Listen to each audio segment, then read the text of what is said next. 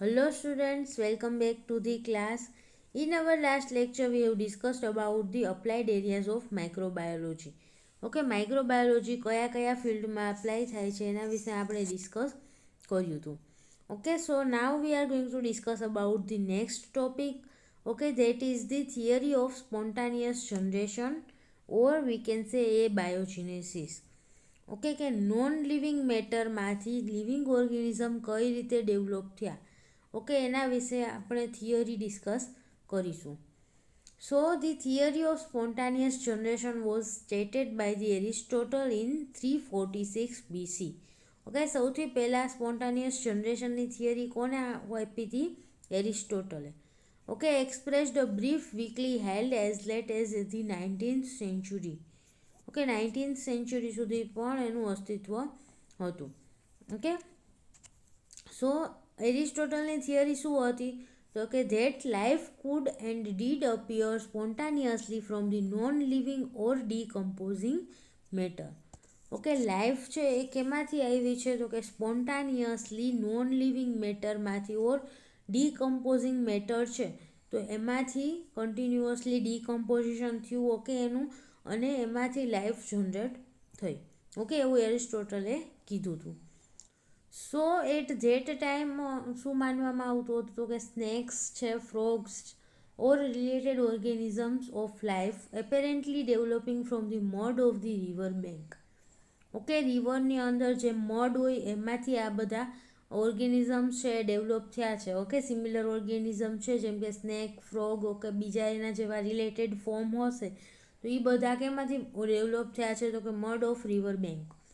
Than maggots and flies. Okay maggots શું છે? તો કે જે ફ્લાયના લાર્વા હોય એને શું કહેવાય? Maggots. Okay so maggots and flies appearing in the decaying food. Okay decaying ફૂડમાંથી ફૂડ જે સડી જતું હોય એમાંથી ફ્લાય અને મેગોટ ડેવલપ થયા છે એવું માનવામાં આવતું હતું એ ટાઈમે. Okay then tapeworm arise from the animal waste.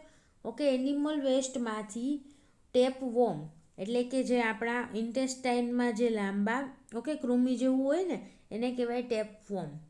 Okay so એ કેમાંથી અરાઇઝ થયા છે એવું માનવામાં આવે છે? તો કે એનિમલ વેસ્ટમાંથી. Okay then insects developed from the morning dew or rotting manure. Okay insect જે છે બધા એ કેમાંથી અરાઇઝ થયા છે, ડેવલપ થયા છે? તો કે મોર્નિંગ ડ્યુ. ઓકે ડ્યુનો મિનિંગ શું થાય? તો કે જે પાંદડા ઉપર સવારના સમયે જે ઝાકળ જેવું આવી જાય ને, ખબર છે પાણીના ડોટ આવી જાય છે પાંદડા ઉપર તો એને શું કહેવાય? તો કે મોર્નિંગ ડ્યુ. ઓકે તો એમાંથી ઇન્સેક્ટ અરાઇઝ થયા છે એવું માનવામાં આવતું હતું. ઓર રોટિંગ મેન્યુર. ઓકે જે કાંઈ પણ એનિમલ વેસ્ટ ને એ બધું છે જે એનું સડવાથી એમાંથી આ બધા ઇન્સેક્ટ છે ડેવલપ થયા છે. ઓકે એવું એ ટાઈમે માનવામાં આવતું હતું. And this beliefs held by all Greek scholars were accepted and expanded throughout the Middle Ages until the comparative recent time. Okay recent time સુધી આ જે બિલીફ છે કે આવી રીતના આમાંથી ડેવલપ થયા છે એ માનવામાં આવતું હતું. Today this theory of spontaneous generation seems absurd. Okay આમ એક એક્સપાયરી ડેટવાળી થિયરી હોય કે આમ નકામી થિયરી હોય એ રીતે આપણે સ્પોન્ટાનિયસ જનરેશનની થિયરીને અત્યારે ગણવામાં આવે છે. Certainly it was the product of inadequate observation and faulty deduction. Okay આ સ્પોન્ટાનિયસ જનરેશનની થિયરી આવી તો એ કેના ઉપરથી હતી? તો કે એમાં ઇનએડિક્વેટ ઓબ્ઝર્વેશન હતું. ઓકે પૂરતું ઓબ્ઝર્વેશન કરવામાં નહોતું આવ્યું અને ફોલ્ટી ડિડક્શન. ઓકે એનું ઇન્ટરપ્રિટેશન જે કાંઈ પણ એને મળ્યું એમાંથી અમુક ડેટા બાદ કર્યો, અમુક ડેટા લીધો. ઓકે સો એનું ઇન્ટરપ્રિટેશન પ્રોપર રીતે નહોતું થયું એના લીધે આવી થિયરી ઓફ સ્પોન્ટાનિયસ જનરેશન આપવામાં આવી હતી.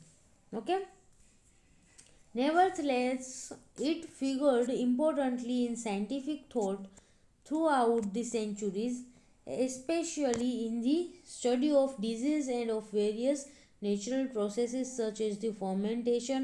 ઓકે ફર્મેન્ટેશનની પ્રોસેસ છે, ડિઝીઝ સ્ટડી છે, એના માટે આ જે કાંઈ પણ થિયરી ઓફ સ્પોન્ટાનિયસ જનરેશન છે એનું થોડું ઘણું ઇમ્પોર્ટન્સ છે. Okay Before any relationship could by show between the microorganisms and disease, the concept of spontaneous generation had to be disproved. Okay, કંઈ પણ અહીંયા આપણે માઇક્રો ઓર્ગેનિઝમ અને ડિઝીઝ વચ્ચેનું રિલેશનશિપ એસ્ટાબ્લિશ નહોતું થયું ત્યારે શું હતું તો કે concept of spontaneous generation had to be disproved. Okay, spontaneous જનરેશનનો કોન્સેપ્ટ છે એ કાંઈ મગજમાં બેસતો નહોતો. ઓકે, કે એ રિયલ હોઈ શકે એવું. Now the first experiment was of the Francisco Redi and the fly experiment. Okay, Francisco રેડીએ ફ્લાયનો યુઝ કરી અને એક એક્સપેરિમેન્ટ કન્ડક્ટ કર્યો હતો કે જે સ્પોન્ટાનિયસ જનરેશનની થિયરીને આમ ફેસ કરે છે. ઓકે, કે એને ઓપોઝ કરે છે. So one of the first to refuse the concept of spontaneous generation was the Italian naturalist and physician Francisco Redi. Okay, ઘણા બધા સાયન્ટિસ્ટે આ સ્પોન્ટાનિયસ જનરેશનની થિયરીને રિફ્યુઝ કરી છે કે એ ખોટી છે. ઓકે, એમાં પહેલું કોણ છે તો કે Italian naturalist and physician Francisco ready. Okay, Francisco Redi, around 1665, he showed that maggots did not emerge spontaneously from the putrefied meat. Okay, એને શું કીધું તો કે Francisco Redi said that maggots means કે જે ફ્લાયના લાર્વા છે, maggots they did not emerge spontaneously from the putrefied meat.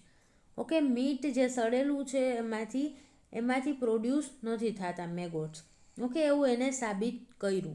So ready put meet in 3 separate jar. Okay, એને એક એક્સપેરિમેન્ટ કન્ડક્ટ કર્યો કે 3 અલગ અલગ જાર લીધા, ત્રણેયમાં અલગ અલગમાં મીટ રાખ્યું. ઓકે, આ થિયરી વિશે તમે 11th 12thમાં પણ સ્ટડી કરી ગયા હશો. So one of these was closed with paper cover. Okay, આ 3 અલગ અલગ જારમાં એને મીટ રાખ્યું, પછી એકને પેપર કવરથી કવર કરી દીધું પેપરથી. Another was left uncovered. Okay, second હતું એને અનકવર્ડ રાખ્યું and third jar was covered with the fine gauze. Okay, ત્રીજા જારને એને શું કર્યું તો કે જાડી જેવી જાડીથી આખું કવર કર્યું. Okay, so now naturally the meat readily putrefied and attracted flies. Okay, meat જે અંદર પ્રેઝન્ટ હતું એનું શું થયું તો કે એ સડી જશે, એનું ડીકે થઈ જશે અને the decaying of this meat will attract the flies. Okay, ફ્લાયને પોતાની તરફ એટ્રેક્ટ કરશે જ્યારે મીટ ડીકે થાય ત્યારે. Okay, Redi made the following observation. રેડીએ શું કર્યું તો કે ત્રણેય જારનું ઓબ્ઝર્વેશન કર્યું. The paper covered jar showed no evidence of any flies or maggots. Okay, જે જારને પેપરથી કવર કરવામાં આવી હતી એમાં કોઈ પણ એની આજુબાજુ ફ્લાઇઝ પણ જોવા ન મળી અને મેગોટ્સ પણ ત્યાં એની આજુબાજુ ક્યાંય એનું એવિડન્સ નહોતું, ક્યાંય પ્રેઝન્ટ નહોતા. ઓકે, સેકન્ડ જાર કે જેને આપણે ઓપન રાખેલી હતી. Okay, flies laid their eggs on the meat in the uncovered jar. Okay, જે જારને કવર નહોતું કર્યું એ જારની અંદર શું થયું તો કે મીટની અંદર એને ફ્લાઈએ પોતાના એગ મૂકી દીધા. Okay, and within a short period of time maggots and newly emerging adult flies appeared. Okay, so મીટની અંદર ફ્લાય ઓપન જાર હતું, સો ફ્લાય મીટની અંદર જઈ શકી, ત્યાં એને પોતાના એગ મૂક્યા. ઓકે, અને એગમાંથી મેગોટ્સ ડેવલપ થયા અને નવા એડલ્ટ ફ્લાઇઝનું પણ એમાંથી ડેવલપમેન્ટ થયું. ઓકે, સો મીટની અંદર મેગોટ્સ અને ન્યૂલી ઇમર્જિંગ એડલ્ટ ફ્લાઇઝ બંને જોવા મળ્યા, પણ એનું ઓરિજિન ક્યાં હતું તો કે ફ્લાયના એગમાંથી એ બધા ડેવલપ થયા હતા. થર્ડ જારમાં another so although no maggots were present in the meat in the gauze jar covered jarred they did appear on the covering. ત્રીજો જાર જે હતો કે જે ગોઝથી કવર્ડ કરેલો હતો એની અંદર શું જોવા મળ્યું તો કે નો મેગોટ્સ વેર પ્રેઝન્ટ. ઓકે, એની અંદર મેગોટ્સ પ્રેઝન્ટ નહોતા બટ તે did appear on the covering. Okay, જે ગોઝથી કવર કરવામાં આવેલું હતું એ ગોઝની ઉપર છે મેગોટ્સ જોવા મળ્યા. ઓકે, સો લાર્વા ફ્લાયના છે એ ગોઝ ઉપર જોવા મળ્યા. So apparently the smell of the putrefied meat attracted the flies. Okay, ગોઝવાળું કવર હતું એનો મિનિંગ શું થાય તો કે જાડી જેવું કવર હતું તો એમાંથી સ્મેલ છે એ બહાર નીકળતી હતી. ઓકે, સો સ્મેલના લીધે એ મીટે ફ્લાયને એટ્રેક્ટ કરી, બટ ગોઝથી કવર કરેલો હતો ફ્લાસ્ક તો એની અંદર પેનિટ્રેટ ન થઈ શકી. ઓકે, ફ્લાય છે એ મીટ સુધી પહોંચી ન શકી અને enable to reach it and they lead there eggs on the goes. Okay, so fly આવી હતી મીટની સ્મેલથી, સો ગોઝ ઉપર એને પોતાના એગ મૂકી દીધા. ઓકે, તે મીટ સુધી પહોંચી ન શકી. So the conclusion seemed inescapable. Okay, maggots and flies into which they develop come not from the meat itself but from the eggs left on the meat by other flies. Okay, અહીંયા જારની અંદર જે કંઈ પણ open જારની અંદર જે મેગોટ્સ અને flies develop થયા હતા, ઓકે, પ્રોડ્યુસ થયા હતા, એ ક્યાંથી આવ્યા હતા? તો કે they were not from the meat itself. Okay, મીટમાંથી એનું પ્રોડક્શન નથી થતું, but they are from the eggs left on the meat by other flies. Okay, બીજી ફ્લાય દ્વારા જે કંઈ પણ એગ મીટની અંદર મૂકવામાં આવ્યા હતા એમાંથી આ બધા મેગોટ અને ફ્લાય પ્રોડ્યુસ થયા હતા. ઓકે, એમાંથી ડેવલપ થયા હતા. સો ready dealt a crushing blow on the myth that flies were spontaneously generated from the meat.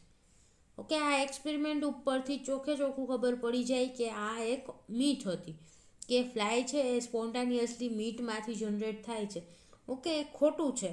કેમ કે આ એક્સપેરિમેન્ટ ઉપરથી ક્લિયર ખબર પડે છે કે મીટમાંથી ફ્લાયનું જનરેશન નથી થતું, બટ જે બીજી ફ્લાય અહીંયા આવી હતી એના એગમાંથી મેગોટ્સ અને ફ્લાયનું બંનેનું પ્રોડક્શન થાય છે. Okay, so this was the experiment of the Francisco Redi, કે જે આપણી theory of concept of spontaneous generation એને રિફ્યુઝ કરે છે. Okay, so in our next lecture we will discuss about the contribution of Antony van Leeuwenhoek and Louis Jobler in the theory of spontaneous generation.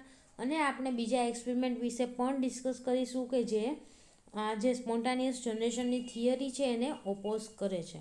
Okay, એવા બીજા experiment વિશે પણ આપણે discuss કરીશું next લેક્ચરમાં. So thank you so much students for watching this video, and if you have any doubt then please ask in the comment box. Thank you.